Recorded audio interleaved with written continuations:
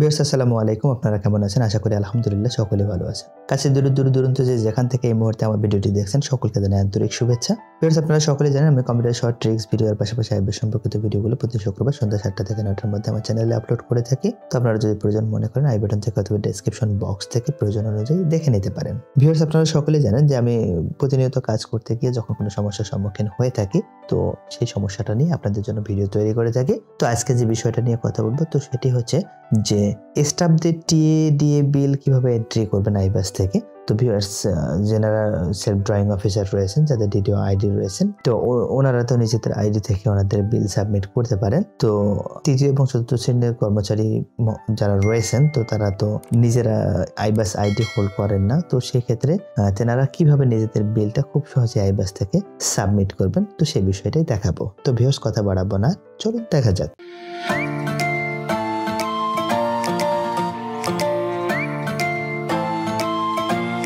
তো ভিউয়ার্স ব্রাউজারটা আমি ওপেন করে নিলাম। এখানে iBAS প্লাস প্লাস লিখে আমি সার্চ করব।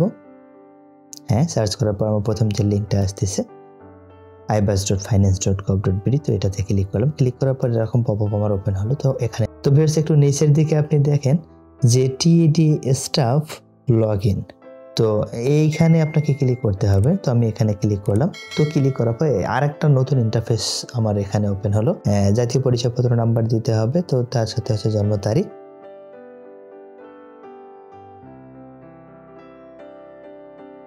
দেন মোবাইল নাম্বার দিতে হবে। তো সেই মোবাইল নাম্বারটা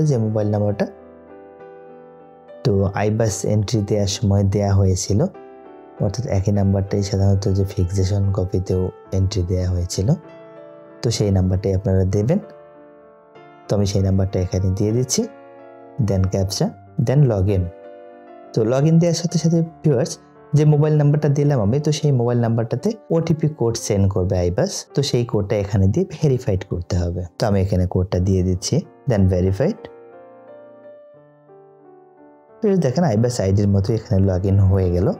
তো ভিউয়ার্স এর আগে আমি একটা ভিডিওতে আপনাদেরকে দেখিয়েছি যে সাবস্টেন্টিভ যে গ্রেড এন্ট্রিটা রয়েছে তো সেটা কিভাবে দিতে হয়। তো আপনার যদি এখানে গ্রেডটা এন্ট্রি না দেওয়া থাকে তাহলে এই অপশনগুলো আসবে না। তো সর্বপ্রথম আপনাকে সেই সাবস্টেন্টিভ যে গ্রেডটা রয়েছে সেটা এন্ট্রি করতে হবে। এন্ট্রি করার পরে এই রিকোয়েস্টটা ডিডিও মহোদয়ের আইডিতে চলে যাবে। তো সেখান থেকে অ্যাপ্রুভ করে দিলেই দেন আপনি এই অপশনগুলো পাবেন। তো ভিউয়ার্স আমি একটা টিএ বিল এখানে আপনাদেরকে এন্ট্রি দিয়ে দেখাবো। তো এইটা হচ্ছে যে সাধারণত আমরা যারা স্টাফ রয়েছি তো আমাদের তো আর শুধু টিএ বিল বা ডিএ বিল এই অপশনগুলো খুব কম থাকে। তো এটা হচ্ছে তো ঢাকার একটা টিএ বিল আপনাদেরকে দেখাবো আমি এখানে এন্ট্রি দিয়ে। তো এখান থেকে অ্যালাউন্স অ্যাপ্লিকেবল ফর এখানে বোথ দিয়ে দেবেন। আপনি বোথ দিয়ে দেওয়ার পর টাইম এন্ড ডেট দিতে হবে। তো এখানে যেই ডেটে আপনি গমন করেছেন তো সেই ডেটটা এখানে দিতে হবে। আর টাইমের যে ফরম্যাটটা রয়েছে ভিউয়ার্স, তো টাইমটা সাধারণত এখানে 24 আওয়ার্স করা রয়েছে ফরম্যাটটা। তো সেই ক্ষেত্রে আপনাকে 12টার পরে 13, 14, 15 এভাবে যেই কয়টা হয় আপনার সময়টা, যে পিএম এর সময়টা, তো সেটা হিসাব করে আপনি এখানে বসিয়ে দেবেন। অর্থাৎ যে কয়টা আপনি রওনা হয়েছেন সেই সময়টা এখানে দেবেন। আর রওনার সময় আপনার যে স্টেশন ছিল তো সেই স্টেশনটা আপনি দেবেন এখান থেকে, যেখান থেকে রওনা করলেন। তো আমি এখান থেকে রংপুর সদর দিয়ে দিচ্ছি, যেহেতু আমি আমার অফিস থেকে ঢাকার উদ্দেশ্যে রওনা করব। তো সদর অফিস আমি সিলেক্ট করে দিলাম এখান থেকে। এখন পৌঁছানোর যে সময়টা ডিপার্চার, তারপরে হচ্ছে অ্যারাইভেল। তো পৌঁছাইলাম আমি কয়টায় রওনা দিয়ে বা কবে পৌঁছাইলাম তো সেই ডেটটা দিতে বলতেছে এখানে। তো একইভাবে আপনাকে ডেটটা সিলেক্ট করে দিতে হবে। তো আমি ডেটটা সিলেক্ট করে দিচ্ছি, যে সাধারণত রংপুর থেকে ঢাকা পৌঁছাতে 7 থেকে 8 ঘন্টা লেগে থাকে বা এর কম বেশি একটু সময় হতে পারে। তাহলে ডেটটা আমার একই দিন থাকতেছে, যেদিন রওনা দিলাম আমি সেদিনেই পৌঁছালাম। তো টাইমটা দিয়ে দেবেন একটু। তো টাইমটার কথাই বললাম যে এখানে 24 ঘন্টার ফরম্যাট দেওয়া রয়েছে। তো ফরম্যাটটা সেরকমই ভাবে আপনি সিলেক্ট করে দেবেন। তো ভিউয়ার্স এখন লোকেশন, রওনা দিয়ে আমি পৌঁছালাম কোথায়।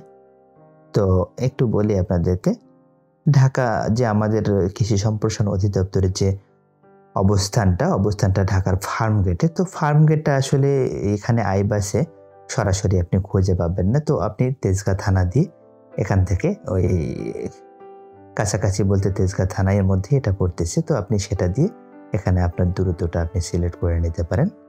তো আমি পৌঁছানোর দূরত্বটা তেজগাঁ থানা দিয়ে দিলাম। তো ভিউয়ার্স এখানে হচ্ছে পারপাস, তো কোন পারপাসে আপনি আসলে অডিটে গেছেন তো সেটা এখানে আছে। তো আমি এখানে দিয়ে দিলাম। বিভিন্ন অপশন রয়েছে, তো অপশনগুলো আপনি দেখবেন যেটা আপনার সাথে যায় বা আপনি যে কাজে গিয়েছেন তো সেটা সিলেক্ট করে দেবেন আপনি এখান থেকে। অডিট হলে আপনি অডিট দেবেন বা অন্যান্য যদি অফিসিয়াল কাজ হয়ে থাকে তো আপনি সেটা সিলেক্ট করে দেবেন। তো অপশনগুলো আপনি দেখে নেবেন একটু ভালো করে। তো আমি ভিউয়ার্স এখানে দেব travel for carrying important office documents or goods, অর্থাৎ অফিসিয়াল কাজে জরুরি কাগজপত্র নিয়ে ঢাকা গমন, তো সেই বিষয়টাই আমি দেখাবো এখানে। তো আপনার যেটা হয় আপনি সেটাই সিলেক্ট করে দেবেন।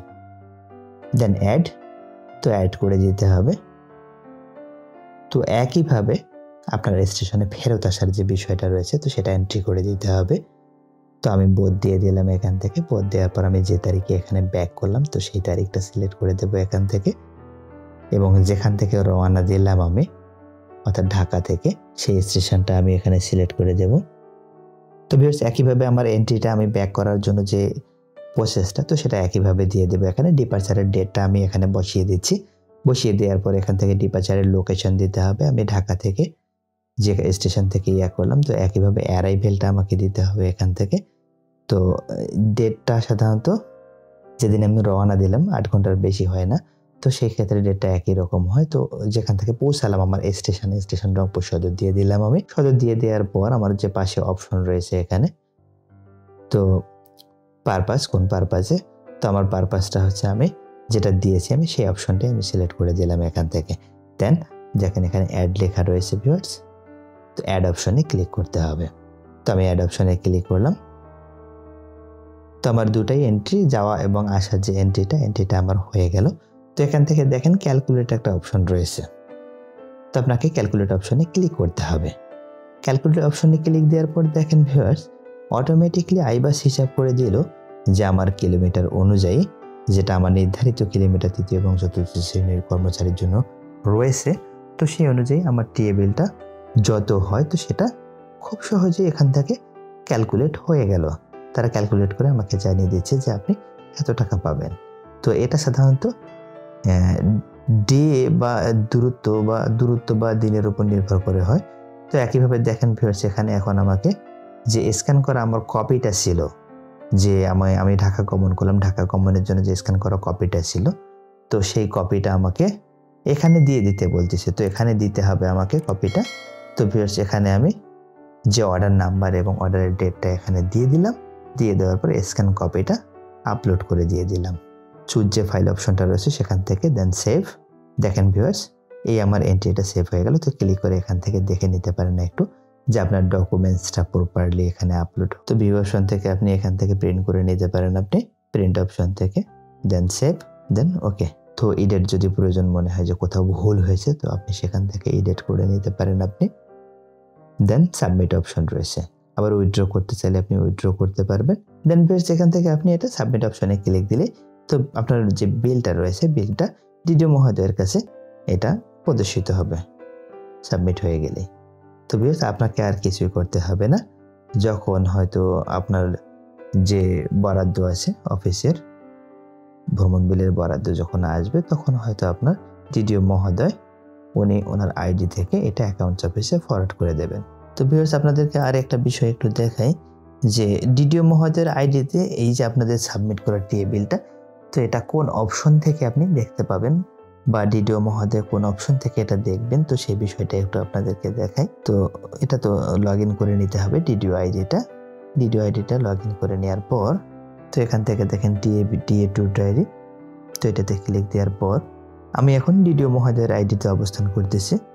তো এখান থেকে দেখেন staff tour diary accept by DDO, তো এই অপশনটাতে ক্লিক করার পর দেখেন ভিউয়ার্স যে এখান থেকে ডিডিও মহোদয় ক্লিক করে দেখে নিতে পারেন যে কোন এগেইনস্টে কোন ডকুমেন্টস এখানে সাবমিট করা হয়েছে।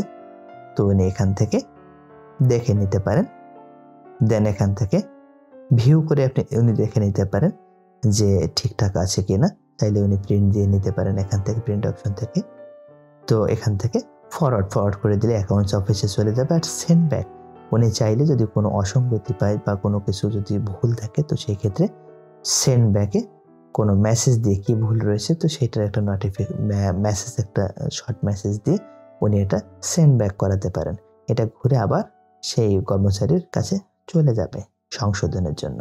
তো ভিউয়ার্স, আশা করি আপনারা বুঝতে পেরেছেন। এতক্ষণ ধৈর্য সহকারে আমার ভিডিওটি দেখার জন্য আপনাদেরকে অসংখ্য ধন্যবাদ। তো আপনি যদি আমার চ্যানেলে নতুন হয়ে থাকেন তাহলে লাইক, কমেন্ট, শেয়ার, সাবস্ক্রাইব করে আমাকে সহায়তা করবেন। আর যদি সাবস্ক্রাইব ইতিমধ্যে করে থাকেন আপনি তাহলে আপনাকে অসংখ্য ধন্যবাদ। ভিউয়ার্স, ভালো থাকবেন, সুস্থ থাকবেন। আবারও কথা হবে আপনার সাথে নতুন কোনো টপিকের উপর, নতুন কোনো ভিডিও নিয়ে। আজকের মতো বিদায় নিচ্ছি।